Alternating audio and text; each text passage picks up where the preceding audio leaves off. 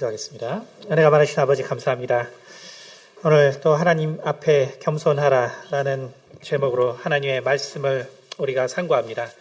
이 시간 가운데 주님께서 함께 해주시고 또 우리가 겸손의 삶으로 얻는 이 하나님의 축복에 대하여 우리가 생각해 볼 수 있는 시간이 될 수 있도록 도와주시옵소서. 오직 한 성령으로 말하고 듣는 귀한 시간으로 인도하여 주시기 원합니다. 감사드리며 살아계신 우리 주 예수 그리스도를 받들어 기도드렸습니다. 아멘. 네, 오늘 말씀 잠언 22장에 보면 겸손과 여호와를 경외함의 보상은 재물과 영광과 생명이다. 이렇게 이야기하고 있습니다. 재물, 영광, 생명. 인간이 정말 갖기 원하는 세 가지 중요한 항목이 기록되어 있는데 두 가지 조건이 있죠. 네, 바로 겸손함이 있어야 한다. 그 다음에 또 하나는 여호와를 경외해야 한다. 이 두 가지 조건이 다 있을 때 바로 재물과 영광과 생명이 약속되어 있다. 이렇게 이야기하고 있습니다. 이건 다시 말하면은 세상에 겸손한 사람들이 있지만 여호와를 경외하지 못함으로 재물과 영광과 생명을 얻지 못하는 사람이 있다는 것이고요. 또 반대로 여호와를 경외하지만 겸손하지 못함으로 결국 재물과 영광과 생명을 얻지 못하는 사람들이 있다라는 것입니다. 그래서 우리는 여호와를 경외하는 사람들이니까 우리는 하나님을 경외하는 사람들이기 때문에 이 겸손이 무엇인가 우리가 살펴봄으로써 정말 하나님께서 약속하신 이 재물과 영광과 생명이 우리 삶 가운데 항상 충만하게 있기를 축원합니다. 겸손의 반대는 교만이죠. 네, 겸손의 반대는 교만입니다. 그래서 우리가 결국 겸손하지 못하는 것은 교만한 것입니다. 그렇기 때문에 항상 겸손은 낮은 곳에 위치하게 되는 것이고 교만은 높은 곳에 위치하게 됩니다. 그러므로 예수님께서도 너희가 높아지기를 원하는 자는 낮아져라 이렇게 얘기하고 계시고 또 자기를 높이는 자는 낮아질 것이다 얘기하시므로 우리가 결국 겸손하지 못하는 것은 바로 교만한 것이다 라고 성경은 가르쳐주고 있습니다. 교만의 기원은 선악과 사건에 나타납니다. 그래서 교만의 기원은 바로 세 가지로 요약되는데 첫 번째는 하나님을 대적하는 것이죠. 사단은 하나님을 대적했습니다. 그는 하나님의 계획과 하나님의 뜻에 반한 그러한 행동과 계획을 세우게 됩니다. 그러므로 교만의 첫 번째 바로 기원이라는 것은 우리의 생각이나 삶 가운데 하나님의 바로 그러한 뜻과 계획을 반대하고 따르지 않는 것이 바로 교만의 첫 번째 기원입니다. 두 번째는 하와에서 나타나는 것처럼 바로 하나님의 말씀을 의심하는 것입니다. 하나님의 말씀을 의심하는 것이 바로 교만의 바로 두 번째 기원입니다. 결국 우리가 교만해지는 것은 하나님의 그 전능하신 하나님의 말씀, 그 말씀에 대한 확신이 없어지면서 우리는 점차 교만해지는 것입니다. 우리가 예수를 만나고 처음에는 하나님의 말씀을 전적으로 믿지요. 전적으로 믿습니다. 제대로 변화된 사람은 전적으로 믿습니다. 그러나 이제 시간이 갈수록 그 하나님에 대한 사랑이 식어지면서 그러면서 하나님에 대한 말씀에 대한 확신이 흔들리고 그리고 어느 순간 가면 더 이상 이 하나님의 말씀이 세상의 지혜보다 뛰어나지 못하다라는 생각을 하게 되므로 결국 하나님의 말씀에 대한 회의를 갖게 됩니다. 이것이 바로 교만의 두 번째 근원이 됩니다. 세 번째 근원은 아담에게서 나타납니다. 무엇이냐면은 하나님의 말씀을 상고하지 않는 것입니다. 하나님의 말씀을 결국은 잊어버리는 것이죠. 그래서 아담은 말합니다.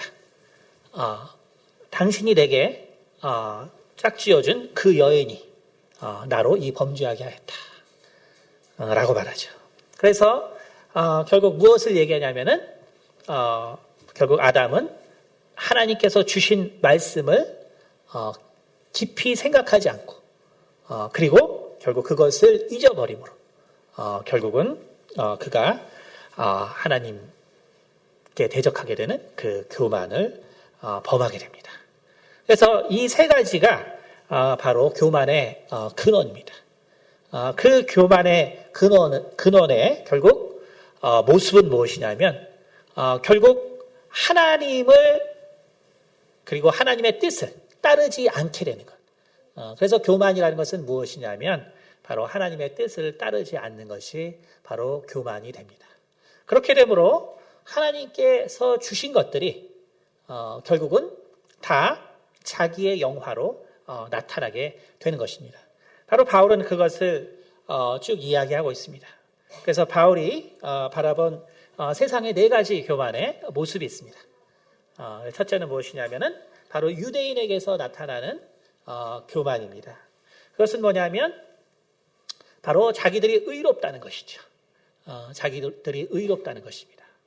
그래서 하나님의 그 의로움, 하나님께서 가지고 계신 그 의로움이 아니라 바로 자기들이 가지고 있는 그 의로움을 가지고 바로 이 세상 사람들을 평가한 것입니다.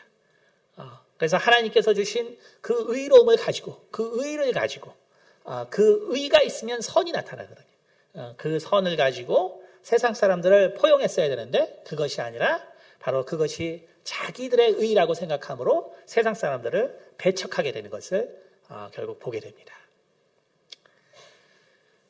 로마인들에게 나타난 바로 교만은 뭐냐면 바로 힘과 권력에 대한 교만입니다. 하나님께서는 이미 다니엘을 통해서 이러한 그 강력한 로마의 등장을 이야기하고 있습니다. 그러나 그것이 하나님의 주권하에서 일어나는 일이다라고 이미 예언하고 있죠. 그러나 로마 사람들은 그들이 권력과 힘을 갖게 되면서 그 권력과 힘을 가지고 바로 세상 사람들을 지켜주는 것이 아니라 그것이 바로 자기들의 것이다. 자기들의 것이 됨으로 결국 세상을 지배하게 되는 바로 그러한 교만으로 나타나게 된 것을 볼 수 있습니다. 세 번째로 바울이 본 세상의 교만은 바로 그리스인들의 교만입니다. 바로 헬라인들의 교만이죠. 그는 어떤 교만을 가지고 있었냐면 바로 지식에 대한 교만을 가지고 있었습니다. 하나님께서 모든 지식을 우리 가운데 깨닫게 하시고 또 부여하시고 그래서 우리가 가지고 있는 모든 지식을 사실은 하나님께서 주셨는데 그리스 사람들은 바로 자기들이 지혜롭고 자기들이 지식이 많다라고 생각하므로 바로 그 지식과 지혜를 가지고 결국은 예수 그리스도를 판단하게 되고 그리고 하나님의 그 섭리를 판단하게 됩니다. 그래서 그들의 지혜와 지식을 가지고 결국 하나님의 구원의 계획을 무시하게 됩니다. 이것이 바로 바울이 그리스 사람들을 통해서 바라보게 된 교만입니다. 그리고 한 가지 더 있는 교만은 바로 아시아 지역에서 나오는 정신적인 교만이죠. 정신적인 교만입니다. 아시아 사람들은 바로 정신의 세계에서는 서구는 물질 세계로 보죠.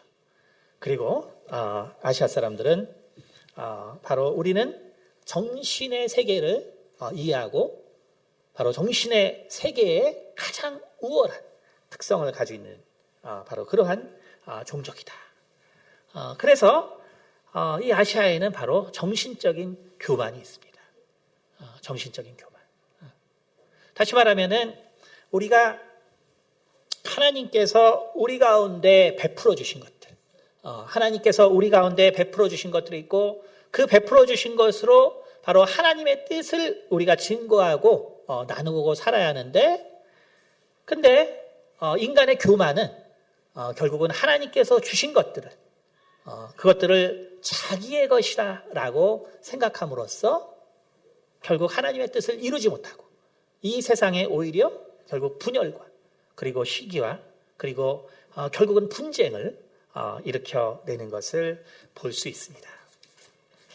그러므로 우리는 하나님께서 이렇게 좋은 것들을 주신 이유는 오늘 말씀에 나온 것처럼 재물과 영광과 생명을 주시기 위한 거거든요.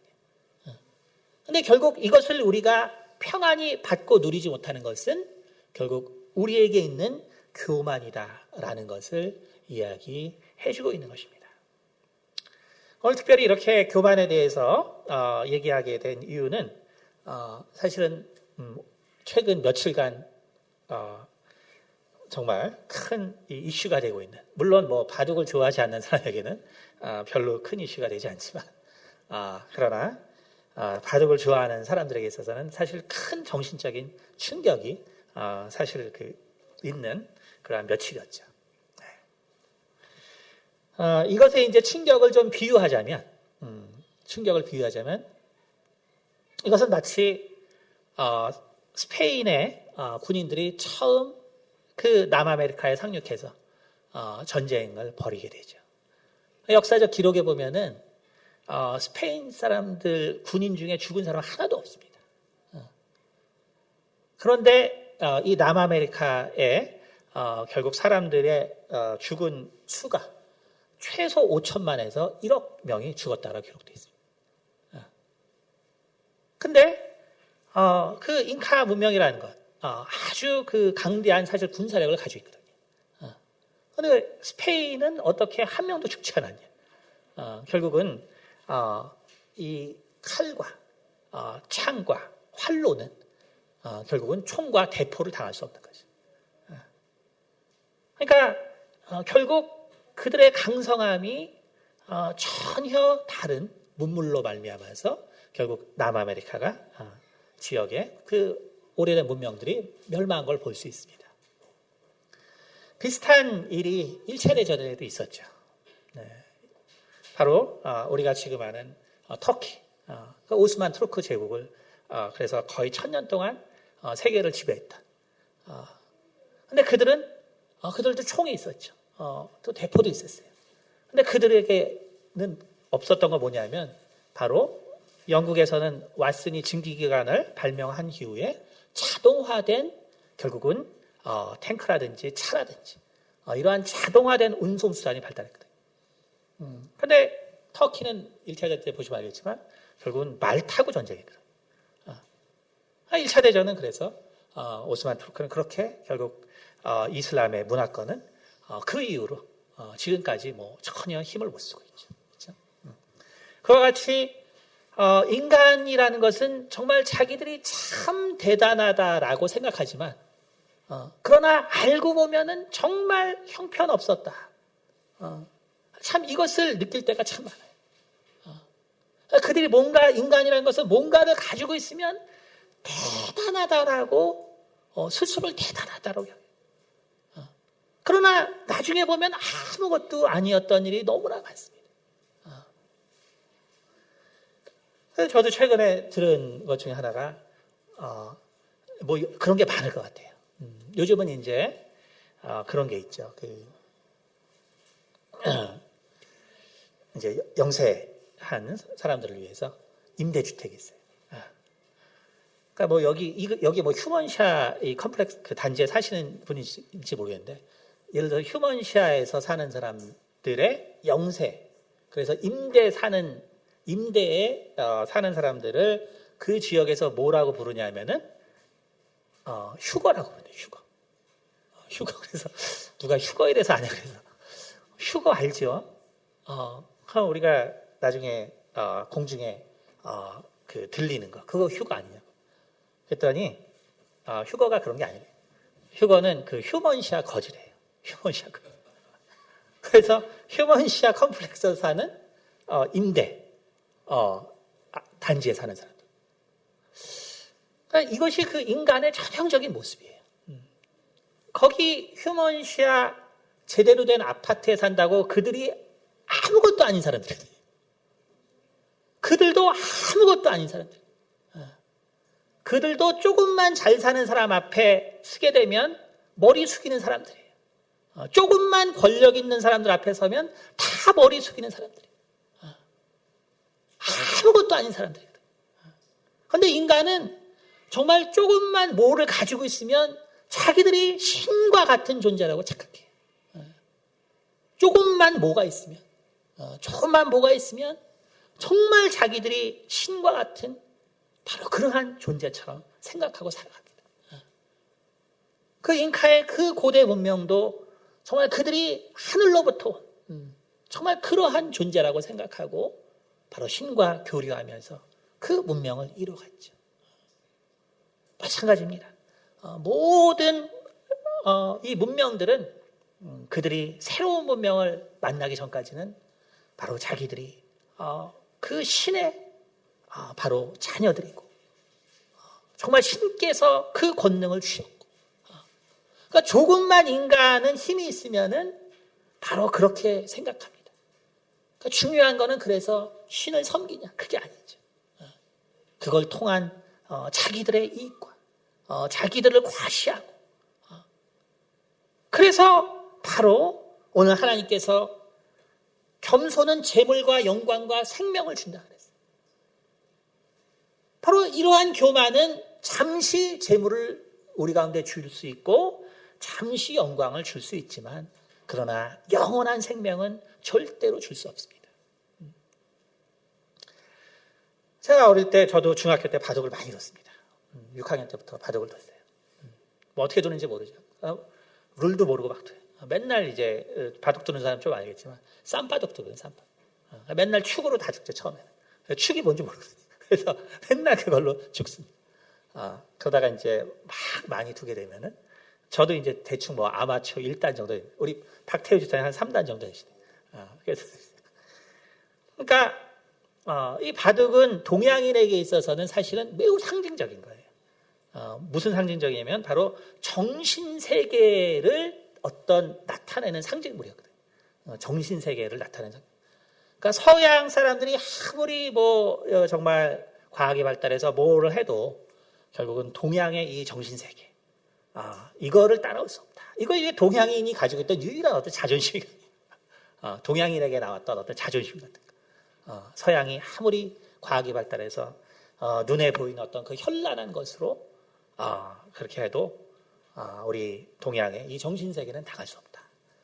사실 그거의 상징적인 것 중에 하나가 바둑이었어요. 바둑. 그러니까 우리가 구단이라고 했으면은 뭐라고 부르냐면은 바둑계에서는 입신의 경지에 이르렀다 이러거든요. 입신의 경지. 그러니까 신의 경지에 이르렀다. 그러니까 이제 우리 사실 뭐 아마추어 뭐 1, 2단은 뭐 프로 구단에 비하면 한참 못 뜨는 거예요, 사실은. 한참 못 뜨기 때문에. 그래서 뭔 잘 모르지만 정말 그 정도로 잘 둘 거야. 이제 이런 생각이 들죠. 특히 옛날에 뭐 이창호 구단이 10년 동안 전 세계를 제패하고 있을 때는 정말 이창호는 아마 바둑의 신이 있다면은 정선으로 둬도 될 거다. 교만의 이제 극치였죠. 그 당시에는 근데 다 믿었어요. 왜냐하면 인간은 자기보다 너무 우월한 사람이 있으면 정말 신처럼 생각하거든요. 그거는 의사들이 그래서 교만해진 거예요. 병원에 가시면 알겠지만 의사는 신이에요. 의사는 신. 그러니까 의사들이 교만해질 수밖에 없어요. 환자들이 그렇게 되니까. 그러니까 여러분도 목사님을 너무 신처럼 대하면 안 돼요. 그럼 목사가 교만해져요. 항상 우리가 이성을 가지고 항상 분별하고 판단해야죠. 그러니까 바둑 두는 사람에게 있어서는 그 입신의 경지다. 이런 얘기를 했단 말이에요. 그래서 신이 있어도 바둑 제일 잘 두는 사람하고는 그냥 정선은 뭐냐면은 그냥 흙으로 그냥 두는 거예요. 덤 없이 그냥 흙 두고 그러고 하면은 실력이 대충 비슷할 것이다. 이렇게 이야기했죠. 근데 이것이 이제 얼마나 정말 교만한 일이었는가.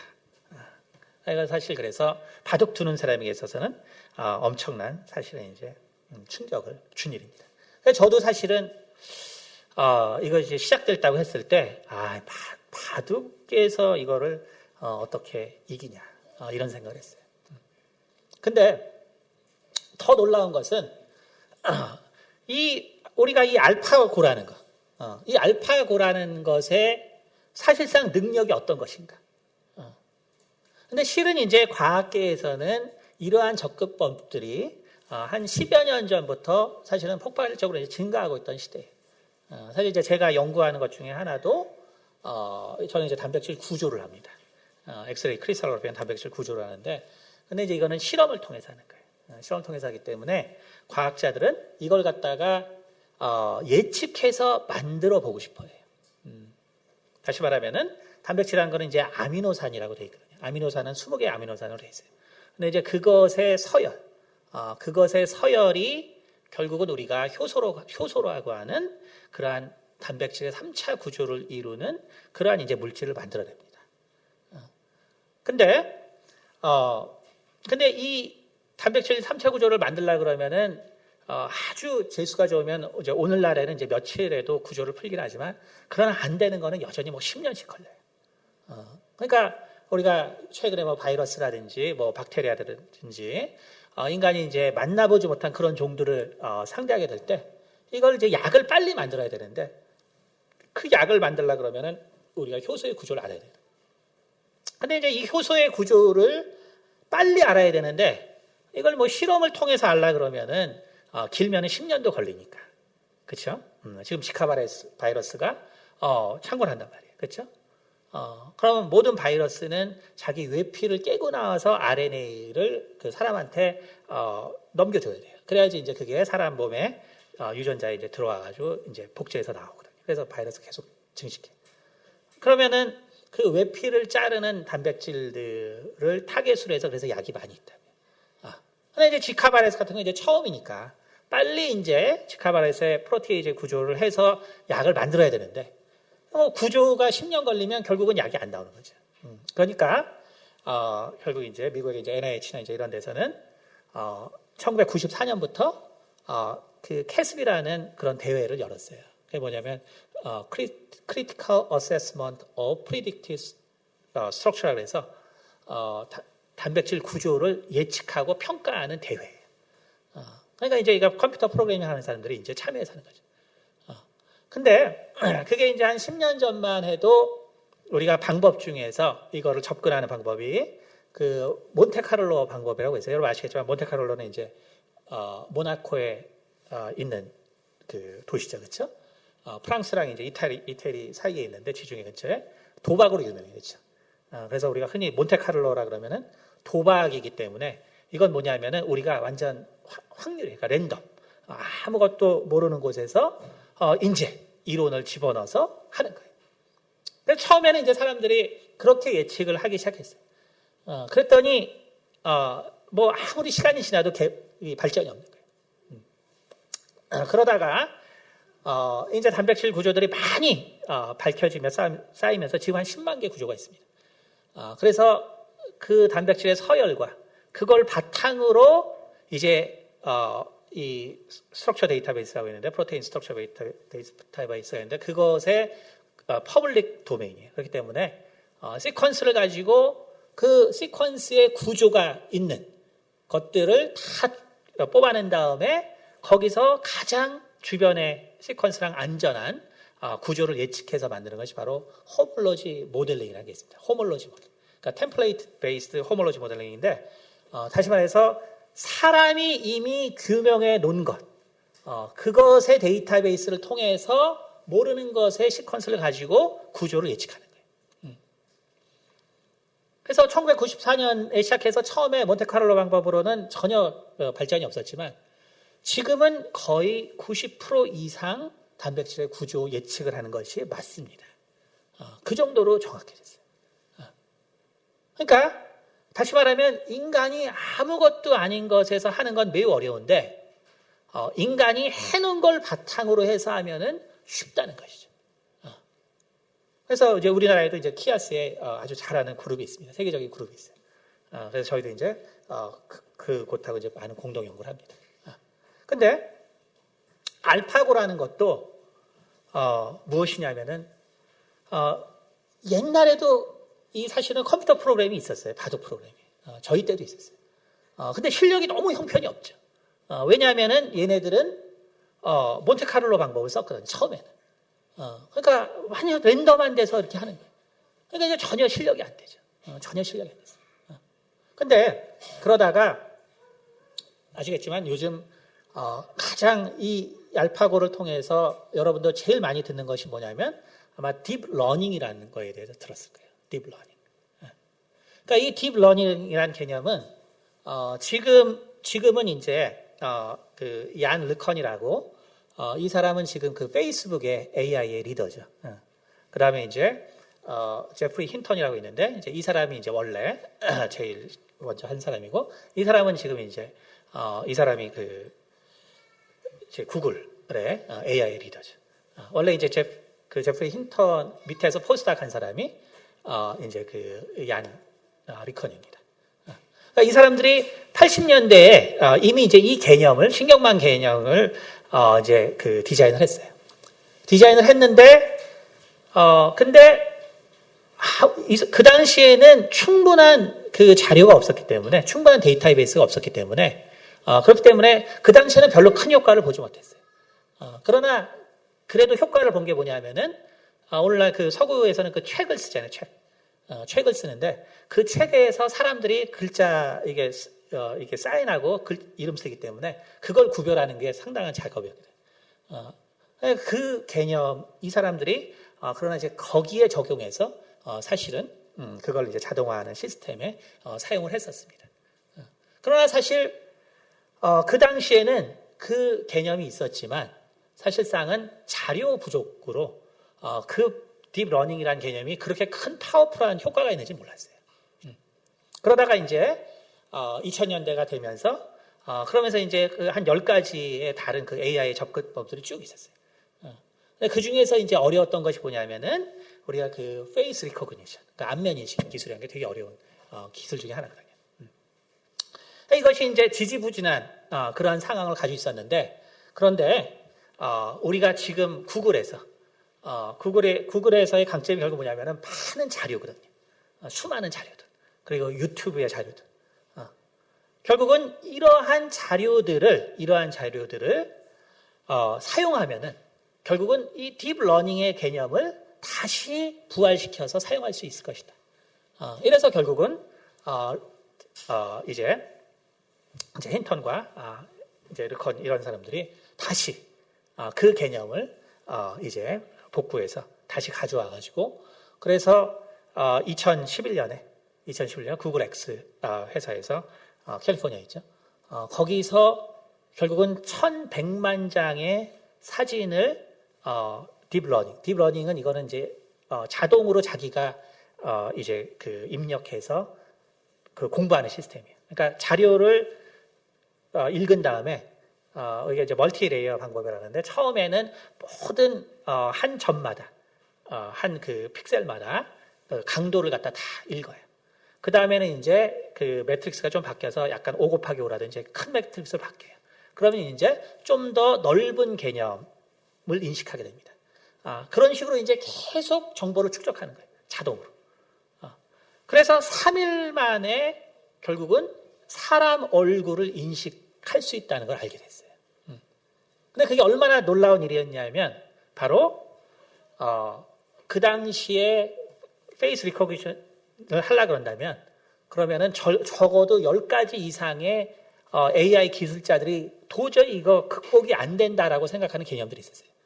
근데 그것을 갖다가 사실은 3일 만에 결국은 이러한 문제들을 극복할 수 있다는 것을 알게 된 것이 바로 이 딥러닝이라는 개념입니다. 오늘날 우리가 얼마 안 됐죠. 예를 들어서 음성 인식이라든지 그 다음에 뭐 자동차 번호를 자동으로 인식한다든지 그렇죠? 우리가 쉬운 것만 해도 지문 인식이라든지 사실 이런 모든 것들이 딥러닝에 의해서 자동으로 학습되는 거예요. 근데 이 개념은 결국은 인간의 학습 개념을 원래 그대로 가져온 거거든요. 아이들을 보면은 어떻습니까? 아이들은 처음에 아무것도 모르는 것 같죠. 그러나 계속적으로 세상을 보고 정보가 입력되면 어느 순간에 구별할 수 있는 능력이 생기거든요.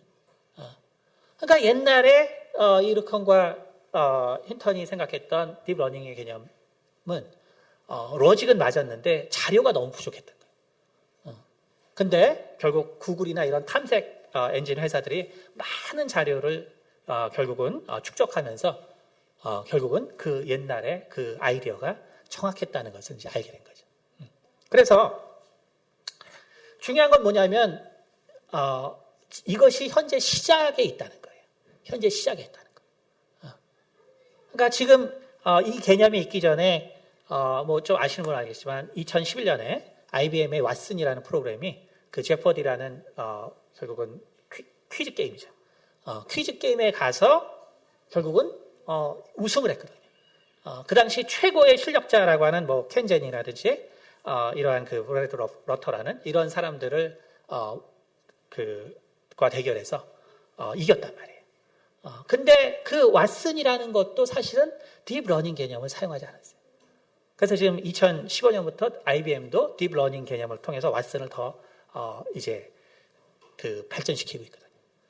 그러니까 이러한 개념들은 이미 제약학 분야에서 쓰이고 있습니다. 딥러닝 개념. 그래서 이미 2013년에 머크사에서 자기들이 가지고 있는 15만 개 화합물이 있었는데 3만 개 화합물, 중요한 3만 개 화합물이 있었는데 그것을 15가지 질병 단백질에다가 다킹을 해서 그래서 이것이 약이 될 수 있는가 없는가의 프로그램을 머크에서 만들었어요. 근데 이제 자기들보다 뛰어난 프로그램을 만들면 상금을 주겠다 해서 한 것이 바로 이제 이러한 그 AI 그 딥러닝 개념을 이용한 그 달이라는 그룹에서 결국은 그 머크에서 사용하는 것보다 15% 더 정확한 그러한 방법으로 약을 탐색해냈습니다. 그러니까 이런 것들이 지금 다 시초라는 거예요. 그건 뭘 말하냐면은 정말 앞으로 향후 10년은 세상이 정말 어떻게 발전할 수 없을지 알 수 없을 만큼 놀라운 진보가 곧 있을 거라는 것이죠. 왜냐하면 이것이 지금 시작이기 때문에. 그러니까 결국 이러한 딥러닝의 개념에다가 거기다가 이제 공간에서 어떤 한 수를 놨을 때 그걸 이제 그 팔러시라 그러는데 바로 팔러시 네트워크를 이용해서 한 공간에 놨을 때 그때 이길 수 있는 확률이 얼마인가. 그래서 그 각각의 점수를 뽑아내는 게 이제 팔러시 네트워크라는 것이고, 그 다음에 그때 승률을 계산하는 게 이제 밸류 네트워크라는 거예요. 그것을 갖다가 결국 합친 게 이제 알파고입니다. 알파고예요. 그러니까 알파고는 결국은 스스로 학습해서 그래서 모든 공간에 대해서 바로 승률을 계산할 수 있고, 그래서 그 패턴, 사실은 이제 패턴을 인식해가지고 수를 놓는 거거든요. 근데 그렇게 되다 보니까 어떻게 됐냐면, 결국 인간이 A, B, C, D, 이걸 정석이라고 배우는 거. 거기서 발견하지 못한 E나 F란 새로운 바로 형태를 발견해내게 된 거예요. 다시 말하면, 인간이 이미 했는데, 인간이 이미 한 거지만, 인간이 발견할 수 없었던 패턴을 더 발견한 것이 바로 알파고의 위력이거든요. 그러니까 바둑에서는 이제 이런 게 있습니다. 바둑에서는 처음에는 다 귀를 둬요, 귀. 왜냐하면 집을 늘리는 게임이기 때문에 집을 쉽게 지을 수 있는 귀를 둡니다. 그 다음에 변을 두고 그 다음에 중앙으로 가요. 정석이라는 것은 그렇게 발전했거든요.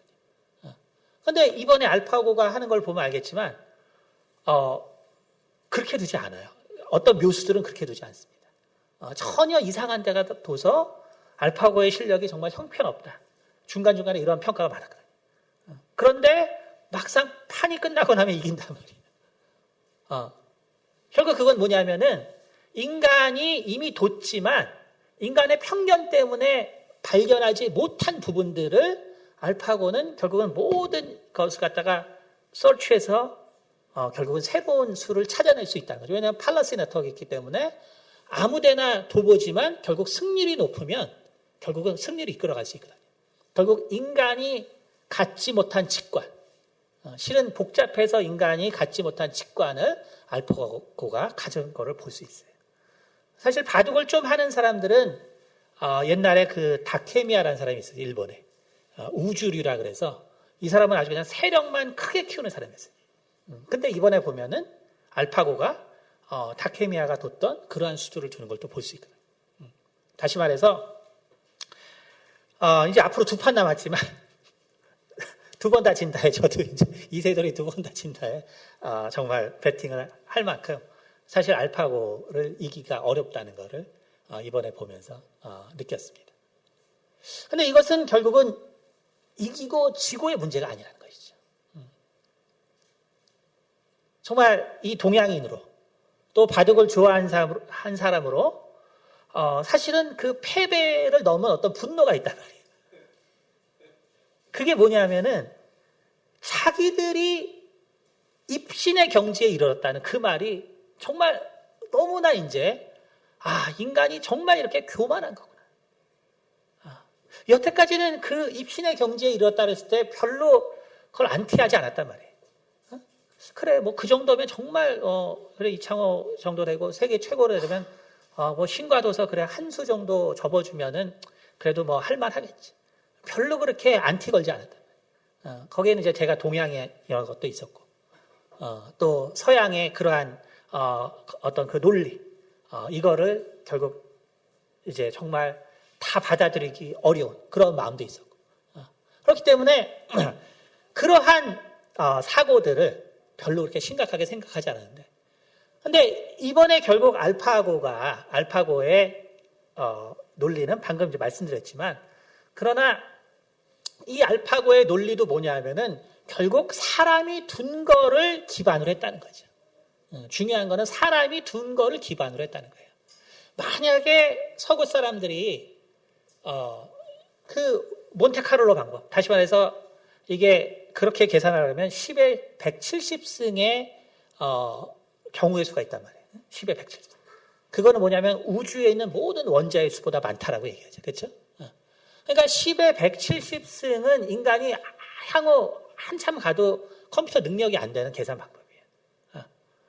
근데 만약에 그렇게 랜덤으로 해서 이겼으면 정말 바둑의 신에 해당하는 거죠. 만약에 알파고가 그런 프로그램이면 실제로 바둑에 있어서는 신 것 같아요. 모든 확률을 다 계산하는 거예요. 그러나 그건 절대로 할 수 없는 거거든요. 그러니까 그런 알파고에 인간이 졌다면 좀 수긍을 해요. 근데 지금 인간이 알파고에 진 건 뭐냐면 그거보다 도저히 안 되기 때문에 아주 단순화된 거거든요. 그리고 그 바탕은 뭐냐면 그냥 인간이 다 도본 거를 바탕으로 한 거예요. 인간이 다 도본 걸 바탕으로. 결국 뭐냐면은 아무리 바둑을 잘 두는 사람도 실은 인간 수준이었다는 거예요. 인간 수준. 제가 지금 알파고를 보니까 한 3점은 깔아야 비쌀 것 같아요. 그러니까 지금 구단이라는 사람이 한 3점은 깔아야 비쌀 것 같아요. 그러니까 옛날에 우리가 신한테 2점만 깔면 비슷하다. 최대 깔아야 2점이라 했거든요. 그러니까 정선으로 싸울 수 있는데 최대 2점이면 비슷하다. 이게 얼마나 인간의 교만인가. 알파고라는 거는 신의 영역의 프로그램이 아니에요. 그냥 인간이 다 한 거. 그거를 종합한 것 뿐이에요. 근데도 인간이 이길 수 없는 프로그램. 지금 보기엔 인간이 이길 수 없는 프로그램. 그러니까 결국은 인간이 넘을 수 없으면 신으로 본다는 소리예요. 아까 휴거가 뭐예요, 휴거? 자기보다 조금만 못 살면 다 무시하고 자기보다 조금만 잘 살면 신처럼 떠받드는 이것이 인간이 얼마나 어리석은 것이냐. 인간이 얼마나 어리석은 것이냐.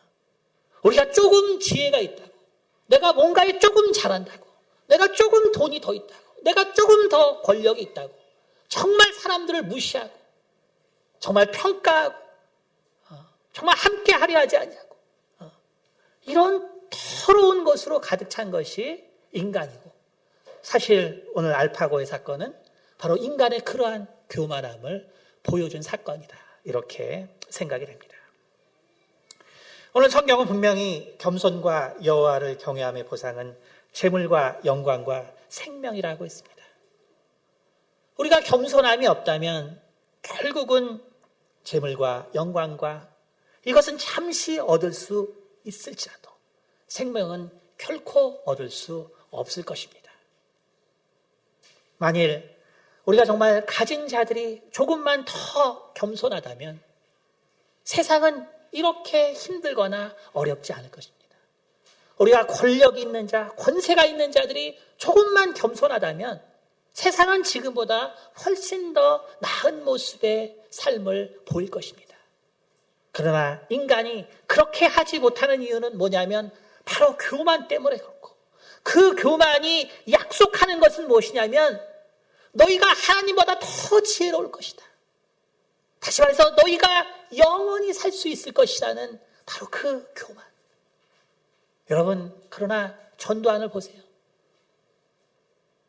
박근혜에게 모든 정말 그 숨겨놓은 재산을 다 뺏기고 있잖아요. 그렇죠? 전두환이 처음에 정권을 잡았을 때 얼마나 박근혜를 무시했습니까? 완전히 다 되갚음을 당하잖아요. 여러분, 권력과 명예와 이것은 다 한순간이에요. 인간이 가장 얻기 원하는 생명은 여러분 결단코 얻을 수 없습니다. 우리가 겸손하지 아니하면 결단코 생명이라는 것은 우리가 영원히 보장받을 수가 없는 것입니다. 그러므로 성경은 우리에게 정말 겸손한 삶이 어떠해야 하겠는가, 그리고 무엇을 가져다 줄 것인가를 계속적으로 이야기하고 있고, 그리고 하나님이 결국 창세기부터 요한계시록까지 계속 인간에게 끊임없이 시험하시고 연단하는 것이 뭐냐면 바로 교만한 자를 낮추시는 것입니다. 여러분, 우리가 교만을 우리가 극복하지 못하면 우리가 결국은 구원의 길에 이를 수가 없습니다.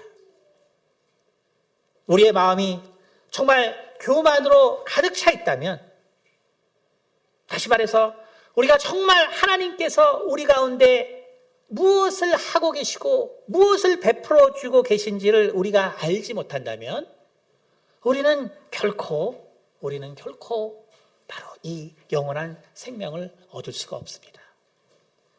오늘 이 알파고를 통해서 세상 사람들이 많은 것을 예측합니다. 근데 무엇을 예측하고 있냐면 알파고가 우리한테 좋은 것도 주겠지만 그리고 좋지 않은 것도 줄 것이다. 근데 그 중에서 가장 눈에 띄는 것이 뭐냐면 물론 알파고는 우리 가운데 많은 편리함을 줄 거예요.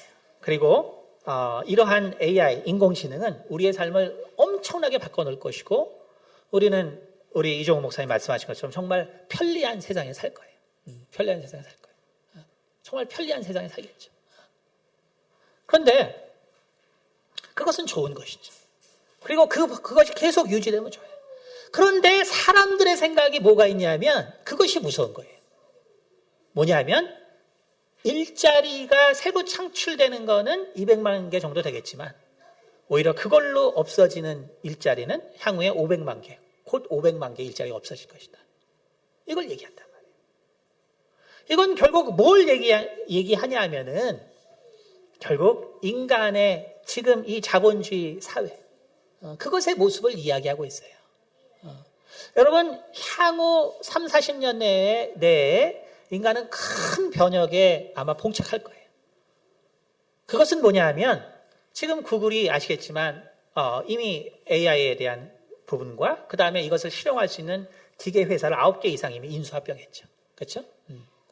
향후 4, 50년 내면 사실은 인간이 노동으로 할 수 있던 거는 사실 다 대체되는 시대가 옵니다.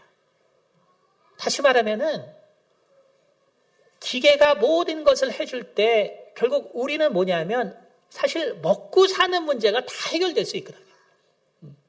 그러니까 모든 사람들이 일을 안 해도 사실은 기계가 다 해주기 때문에 먹고 사는 세대가 일 안 하고도 먹고 살 수 있는 시대가 온단 말이에요. 그러나 바로 이러한 최첨단에 있는 회사들은 그런 생각하지 않는다는 것이죠. 나눌 생각은 없다는 거예요. 나눌 생각은 없다는 거예요. 이것이 결국은 우리를 정말 슬프게 하고 인간의 미래를 위험하게 하는 거예요. 일자리가 200만 개가 없어진다. 200만 개가 생기지만 결국 500만 개가 없어진다. 그러면 그 300만 명은 뭐예요? 먹고 살 일이 없어진다는 거예요. 그러니까 그 사람들을 우리가 어떻게 도와주겠다는 생각은 절대로 없는 것이죠. 그것이 인간의 교만이라는 거예요. 바로 인간의 교만이 있기 때문에 성경은 결국 무엇을 우리 가운데 얘기하냐면 세상의 멸망을 이야기하고 있는 것입니다. 여러분, 인간의 이러한 이기심과 이러한 교만이 있는 한 우리는 결단코 영원한 생명을 얻을 수가 없습니다. 그러나 하나님께서 우리 가운데 주어주신 것들, 하나님께서 우리 가운데 주신 지식과 또 영광과 또 많은 힘과 이런 것을 우리가 그리스도를 본받아서, 그는 하나님의 아들이었지만 그가 정말 겸손함으로 하나님의 그 모든 뜻을 따라서 인류를 구한 것처럼 하나님께서 우리 가운데 많은 능력을 주셨지만 그것을 교만한 마음으로 쓰지 아니하고 우리가 그리스도와 같은 그 마음으로 우리가 쓴다면 그것이 바로 인류의 유일한 소망이 될 것입니다. 바로 이것을 우리가 정말 기억함으로 하나님께서 우리 가운데 주신 것들을 정말 내 것이라 생각하지 말고 바로 하나님께서 내게 맡기신 사명이라고 생각함으로 그리스도와 같이 겸손한 삶을 우리가 산다면 우린 이 세상에 정말 좀 더 정말 더 살기 좋은 그러한 세상, 그리고 생명을 나눠줄 수 있는 우리의 삶이 될 수 있을 것입니다. 이러한 교회를 만들어가고 이러한 성도들이 되기를 예수 이름으로 축원드립니다. 기도하겠습니다. 할렐루야. 거룩하신 하나님 아버지, 감사합니다. 당신께서 우리에게 정말 많은 좋은 것들로 주시고 또 우리로 그러한 것을 누리게 하기를 원하셨지만 우리가 사단의 꾀임에 넘어가 정말 하나님의 뜻에 대하여 대적하고 또 하나님의 말씀에 대해 우리가 의심하고 그리고 아담처럼 하나님의 말씀을 결국 잊어버림으로 아버지, 우리가 이렇게 교만하게 되었습니다. 아버지, 인간의 이러한 교만한 모습을 불쌍히 여겨주시고 우리가 정말 성령 충만함에 힘입어 그리스도의 겸손한 마음을 배우는 우리 성도들이 될 수 있도록 도와주시옵소서. 그러므로 우리 성도들 가운데는 정말 재물과 영광과 생명의 축복이 항상 함께하되 그 중에서도 생명의 축복이 우리와 영원히 함께할 수 있도록 주님 지켜주시옵소서. 모든 것 가운데 감사드리며 살아계신 우리 주 예수 그리스도를 받들어 기도드렸습니다. 아멘.